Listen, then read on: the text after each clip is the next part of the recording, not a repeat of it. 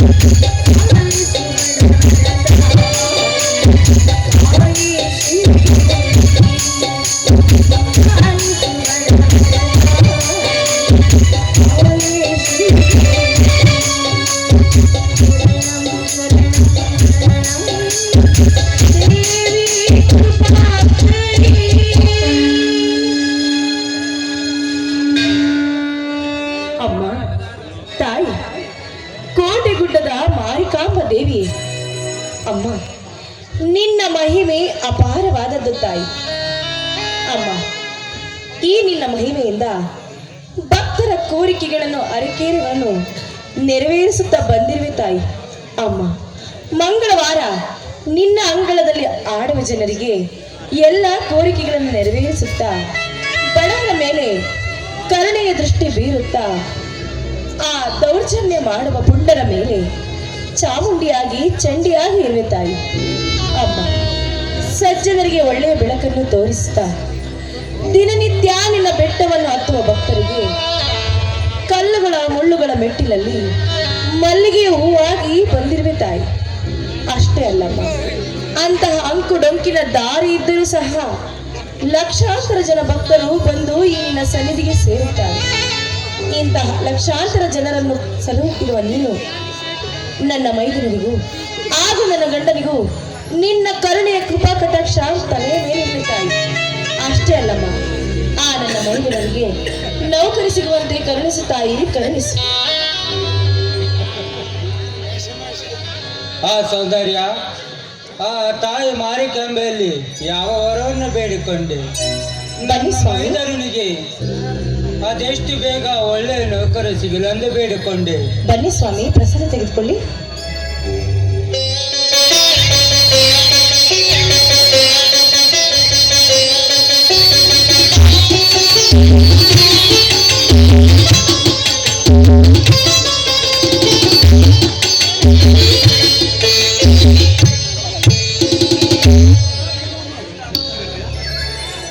ಇಲ್ಲ, ನಿನ್ನ ಗರ್ಭದಲ್ಲಿ ಬೆಳೆಯುವ ಕೂಸಿಗೆ ಬೇಗನೆ ತಾಯಿಯಾಗ ವರ ಕರುಣಿಸೆಂದು ಬೇಡಿಕೊಂಡೆಯ?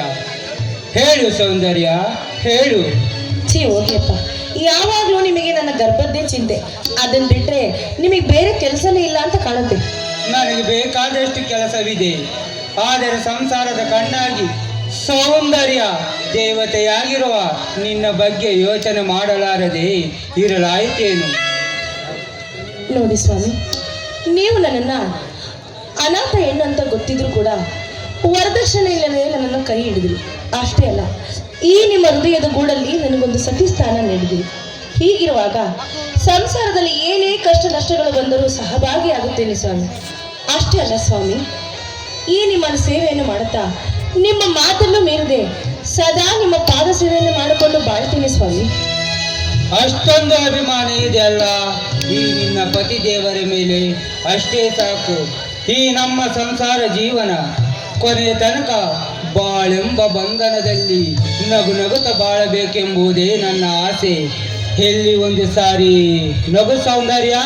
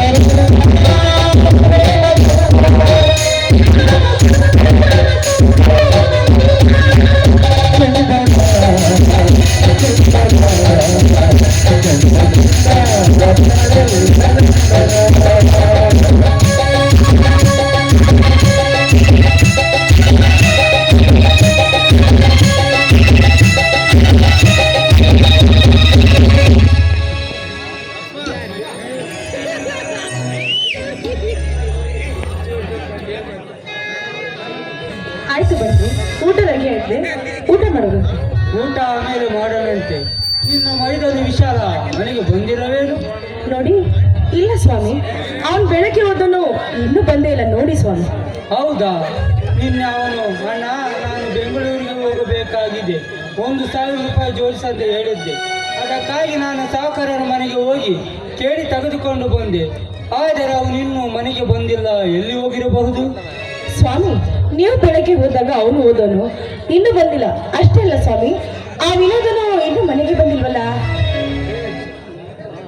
ಓಹೋ, ಅಲ್ಲಿ ನೋಡಿ ಸ್ವಾಮಿ, ಏನ್ ನಿಮ್ಮ ಮುದ್ದಿನ ತಮ್ಮ ಬಂದೇ ಬಿಟ್ಟ.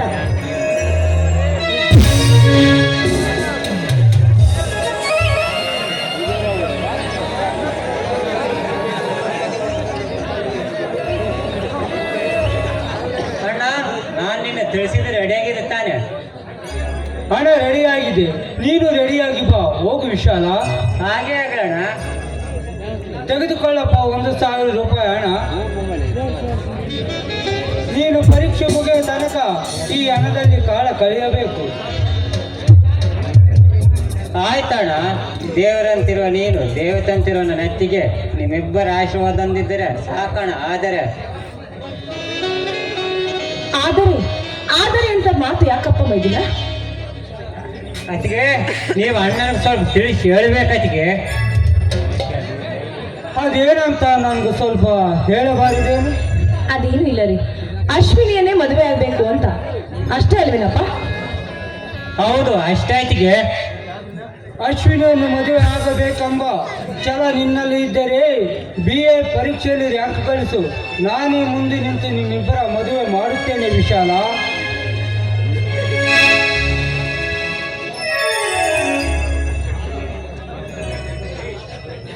ಆಯ್ತಣ್ಣ. ದೇವರಂತಿರುವ ನೀನು, ದೇವತಂತಿರುವ ನನ್ನ ನೆತ್ತಿಗೆ ನಿಮ್ಮಿಬ್ಬರ ಆಶೀರ್ವಾದ ಅಂದಿದ್ದರೆ ನಾನು ಖಂಡಿತ ಫಸ್ಟ್ ಕ್ಲಾಸ್ನಲ್ಲಿ ಪಾಸ್ ಆಗ್ತೀನಿ ಅಣ್ಣ.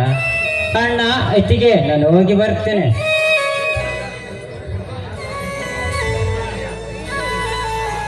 ನೋಡಿ ಸ್ವಾಮಿ, ವಿಶಾಲ ಒಯ್ದಿರತ್ತ ಇಲ್ಲ, ಅವನು ಹೋಗಿದ್ದಾಯ್ತು, ಇನ್ನು ಬನ್ನಿ ಊಟ ಮಾಡೋದಂತೆ.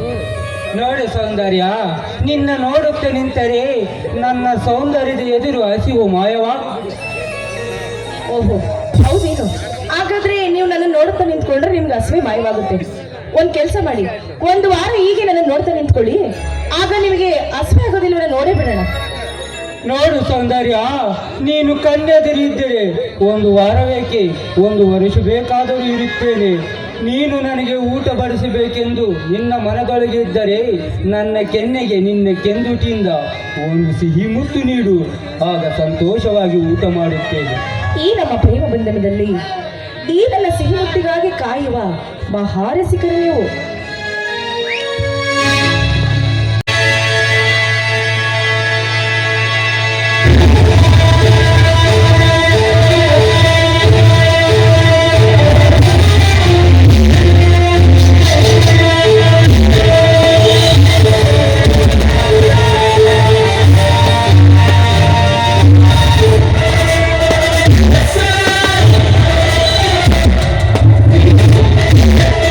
Você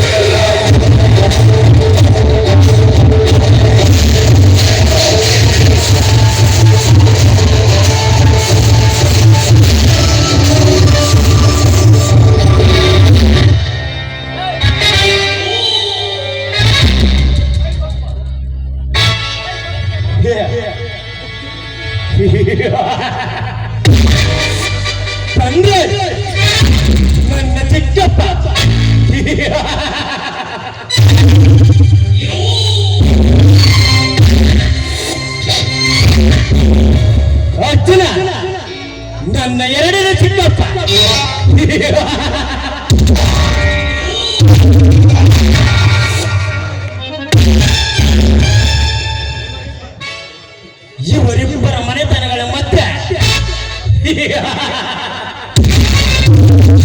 ನನ್ನ ಪ್ರೇಯಸಿ ಭರಣಿಯಿಂದಲೇ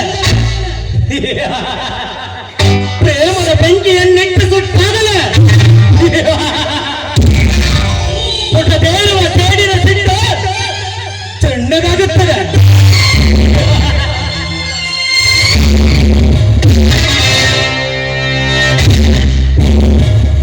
ಅರ್ಜುನ, ದ್ವಾಪರ ಯುಗದ ಅರ್ಜುನ ಮೂರು ಲೋಕಕ್ಕೆ ದಾಂಡಿಯಾಗಿ ಮೆರೆದ ಆದರೆ ನೀನು ಆ ದ್ವಾಪರ ಯುಗದಲ್ಲಿ ಅರ್ಜುನನಂತೆ ಮೆರೆಯಲು ಸಾಧ್ಯವಿಲ್ಲ ಕಣ ಅರ್ಜುನ.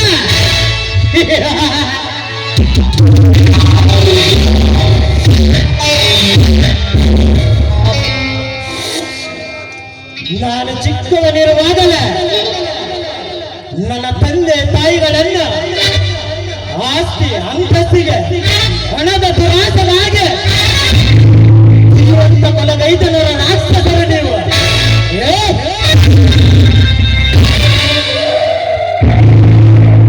ನಿಮ್ಮಿಬ್ಬರ ರುಂಡ ಚಂಡಾಗ ಸ್ವರ್ಗದಲ್ಲಿರುವ ನನ್ನ ತಂದೆ ತಾಯಿಗಳ ಆತ್ಮಶಾಂತಿ ಗಳಿಸೋದೆ ನನ್ನ ಜೀವನದ ಮೊದಲ ಗುರಿ.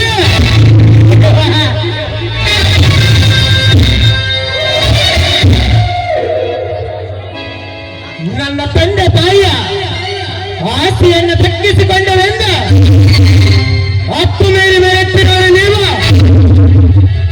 ನಿಮ್ಮ ಮೇಲಿಟ್ಟು ಸೇರಿ ತೀರಿಸಿಕೊಳ್ಳುವುದಕ್ಕಾಗಿ ಬೆಂಗಳೂರು ಸೇರಿದ ನಾನು ಇಂದು ಈ ಹಳ್ಳಿಗೆ ಬಂದು ನೆಲವೂರಿದ್ದೇನಲ್ಲ. ತಾಯಿ ಕಂಡ ನಾಯಿಗಳ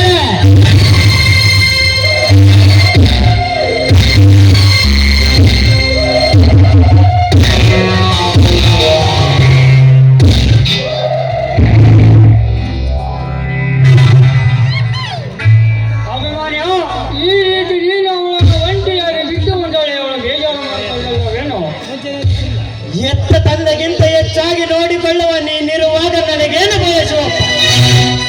ಆಮೇಲೆ ಒಂದು ವಿಷಯ ಹೇಳ್ತೀನಿ ಅಂತ ಹೇಳಿದೆಲ್ಲ, ಯಾವುದು ವಿಷಯ ಹೇಳಲಿಲ್ಲ. ತಿಳಿಸುತ್ತೇನೆ, ಆದರೆ ನನ್ನದೊಂದು ಮಾತು. ಒಂದು ಮಾತು ಹೇಳಿದ್ರೆ 100 ಮಾತು ಹೇಳಲು ನಡೆಸಿಕೊಡುತ್ತೀನಿ ಒಮ್ಮೆಯ. ನನ್ನ ಎತ್ತ ತಂದ ಸಮಾನ ಅಂತ ತಿಳಿದು ನಿನ್ನೆದರು ಬಿಚ್ಚಿ ಹೇಳುವೆ ನಮ್ಮಿಬ್ಬರ ಗೋಳಿನ ಕಥೆ. ನಾನು ಇದೇ ಊರಿನ ಧನರಾಜ್ ಮತ್ತು ಅರ್ಜುನ, ಅವರ ಅಣ್ಣ ಧನಂಜಯನ ಮಗ ಅಭಿಮನ್ಯನು.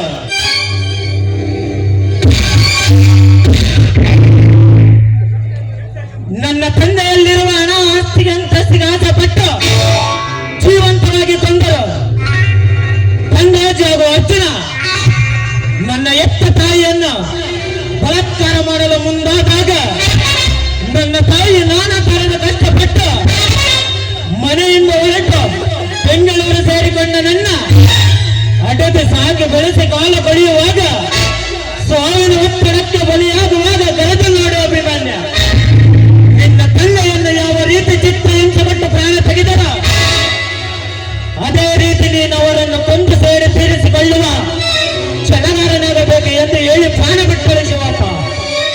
ಇದೇ ನನ್ನ ಎತ್ತವರ ಜೀವನ ಗೋಳಿನ ಕಥೆ. ಹಾಗಾದರೆ ನೀನು ಧನಂಜಯನ ಮಗನೇನಪ್ಪ? ಇವಳು ಯಾರು? ಮೊದಲು ನಮ್ಮ ಮನೆಗೆ ಬಂದಾಗ ತಂಗಿ ಅಂತ ಹೇಳಿ, ಈಗ ನೋಡಿದ್ರೆ ಸಖಿ ಅಂತ ಹೇಳ್ತೀಯಲ್ಲ. ಶಿವಪ್ಪ, ಹಿರಿಯರ ಮುಂದೆ ಸುಳ್ಳು ಹೇಳಬಾರದಂತೆ ಇವಳ ವಿಷಯವನ್ನು ಹೇಳುತ್ತೇನೆ. ಇವಳ ನನ್ನ ತಾಯಿ ಅಣ್ಣನ ಮಗಳು ಭರಣಿ, ನನ್ನ ಸೋದರ ಸೊಸೆ.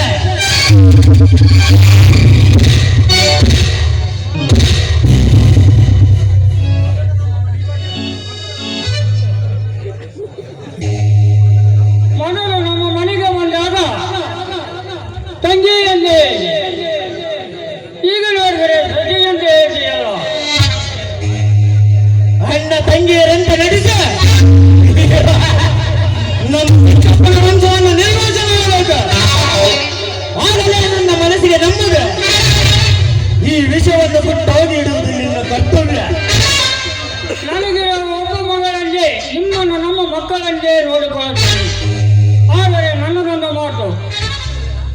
ನಡೆಸಿಕೊಡುವ ಮಾನ್ಯ.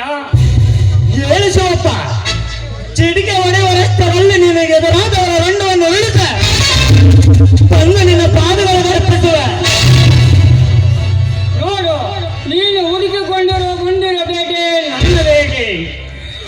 ನಿನ್ನ ತಂದೆ ತಾಯಿಯನ್ನು ಕೊಲೆ ಮಾಡಿದ ಆ ಕೊಲೆಪಾತಕ ಜತಿ ತ್ಯಾಗವನ್ನು ಉಂಡು ಪ್ರಾಣ ತಳೆದ ರಾಕ್ಷಸರು. ಅಂದರೆ ನನ್ನ ಚಿಕ್ಕಪ್ಪ ಧನರಾಜ ನಿನಗೆ ಏನು ಅನ್ಯಾಯ ಮಾಡಿದ್ದಾನೆ ಶಿವಪ್ಪ?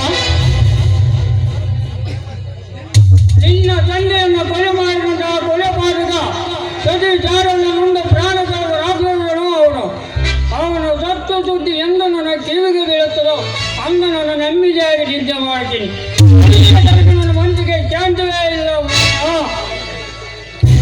ನೋಡು ಶಿವಪ್ಪ, ನಮ್ಮಿಬ್ಬರ ಗುರಿಯೂ ಒಂದೇ, ನಾವು ಕೂಡಿ ಬಾಳಬೇಕಾದ ದಾರಿಯೂ ಒಂದೇ. ಇಂದಲ್ಲ ನಾಳೆ ಯಾದರೂ ಅವರ ಪ್ರಾಣ ತೆಗೆದಿಟ್ಟರೆ ಈ ಚಕ್ರವ್ಯೂಹವನ್ನು ಚಿಕ್ಕ ಚಿಕ್ಕ ಮಾಡಿದ ಅಭಿಮಾನ್ಯವನ್ನು ನಾಮ ಧರಿಸಿದ ಅಭಿಮಾನ್ಯನೇ ನಾನಲ್ಲ. ನನ್ನ ಜನ್ಮಿಂದು ಸಾರ್ಥಕವಾಯಿತು. ನೀವೊಬ್ಬರು ಮನೆಗೆ ನಡೆಯಿರಿ, ನಾನು ನಮ್ಮವರ ಮನೆ ಹೊತ್ತು ಹೋಗಿ ಬರುತ್ತೇನೆ. ಒಳ್ಳೆಯವರ ಮನೆ ಸೇರಿಕೊಂಡಂತಾಯ್ತು. ಅವರನ್ನು ಬಲಿ ತೆಗೆದುಕೊಳ್ಳುವ ಛಲದಿಂದ ಈ ಹಳ್ಳಿಯಲ್ಲಿ ವಾಸ ಮಾಡಲು ಆಶ್ರಯ ನೀಡಿದರು. ಈ ಅಭಿಮಾನ್ಯುವಿನ ಸೇಡಿನ ಕುತಂತ್ರ ಏನಿಲ್ಲ ಬರಣೆ. ಚೆನ್ನಾಗಿದೆ. ರೋಗಿ ಬಯಸಿದ್ದು ಹಾಲು ಅನ್ನ, ಡಾಕ್ಟರ್ ಹೇಳಿದ್ದು ಹಾಲು ಅನ್ನ ಅಂದಂತೆ ನಿಮ್ಮ ಸ್ಥಿತಿಯಾಗಿದೆ. ಬರಣೆ, ಮುಂದೆ ನೋಡುತ್ತಾ ಇರು ಈ ಅಭಿಮಾನ್ಯುವಿನ ಕೊನೆಯ ಹಂತದ ಪರದೆಯನ್ನು. ನಿನ್ನ ರೋಷ ವೇಷದ ಸನ್ನಿವೇಶದಲ್ಲಿ ಯಾವ ರೀತಿ ನಟನೆ ಮಾಡುತ್ತೇನೆಂಬುದನ್ನು ಈ ಯನಾಥನ ಕೈ ಹಿಡಿಯಬೇಕೆನ್ನುವ ಛಲ ನಿನ್ನ ಮನದಲ್ಲಿ ಬರಬಹುದು. ಹಾಗಿದ್ದರೆ ನಿಮ್ಮ ಗುರಿ ಸಾಧಿಸುವ ತನಕ ನನ್ನನ್ನ ಮದುವೆ ಆಗೋದಿಲ್ಲವೇ? ಧರಣಿ, 25 ವರ್ಷದ ನನ್ನ ಕಥೆಯನ್ನು ಕೇಳಿದೆ ತಾನೆ? ಹೌದು, ಕೇಳಿದೆ. ಯಾಕೆ? ನಿನ್ನನ್ನು ನಾನು ಈ ಹಿಂದೆ ಮದುವೆ ಆಗುತ್ತಿದ್ದೆ. ನಿನ್ನ ಕೊರಳಲ್ಲಿ ಕರೆಮನ ಕಂಡರೆ ನಾವಾಡುವ ನಾಟಕದಲ್ಲಿ ಅಣ್ಣ ತಂಗಿಯರಂತೆ ನಟಿಸ ಕಳ್ಳ ಪ್ರೇಮದಾಟಾಡಿಸುವೆ. ನಮ್ಮ ಸೇಡು ತೀರಿದ ನಂತರ ಶುಭ ದಿನ ನೋಡಿ ಜೋಡಿಯಾಗುವೆ. ಬಹಿರಂಗದಲ್ಲಿ ಅಣ್ಣ ತಂಗಿ, ಅಂತರಂಗದಲ್ಲಿ ಪ್ರಣಯ ಪ್ರೇಮಿಗಳಂತೆ ಮಾಡೋಣ.